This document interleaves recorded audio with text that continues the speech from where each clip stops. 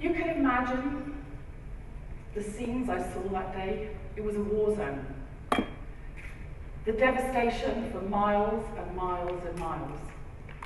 It looked like cars had been picked up like dinky toys and just thrown around. Miles and miles of devastation. And for the first time in my aid career, I thought, I can't do this. It's too much. It's too bad. And I remember wanting to just run away.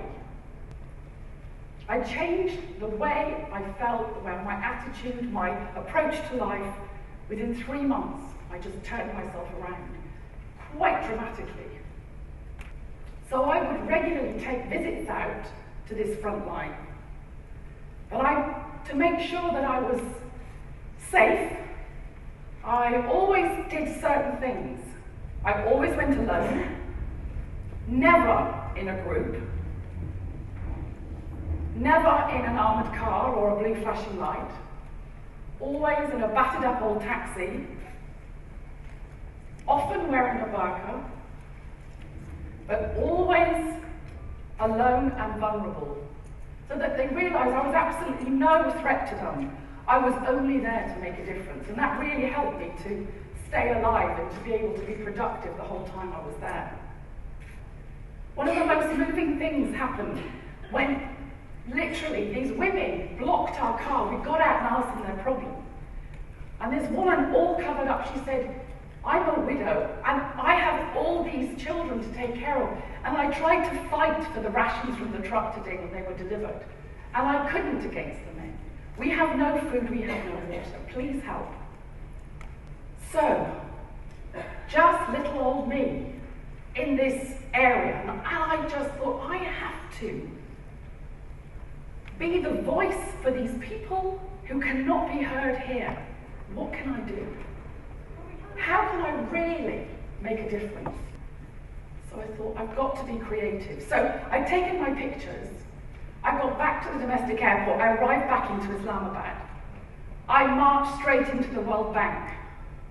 And I said, I need a minute for your time. I have some photographs I want you to see now. It takes courage and guts, but as all of us in our profession, when you're passionate about something, you forget about yourself, you just get on with it. Within 1 hour, I was in Parliament. I was sitting in front of the head of the general who was in charge of relief and recovery. He said, when did you take these pictures? And I said, I've just come from there. He stood up and shook my hand. And he said, thank you for your courage for doing that.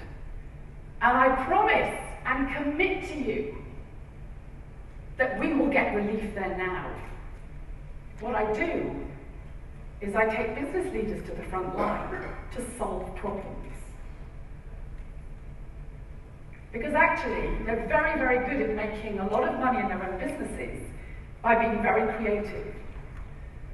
And I've asked them to apply the same skills that they use in business to make money, to help solve the problems in the challenged communities that I work in.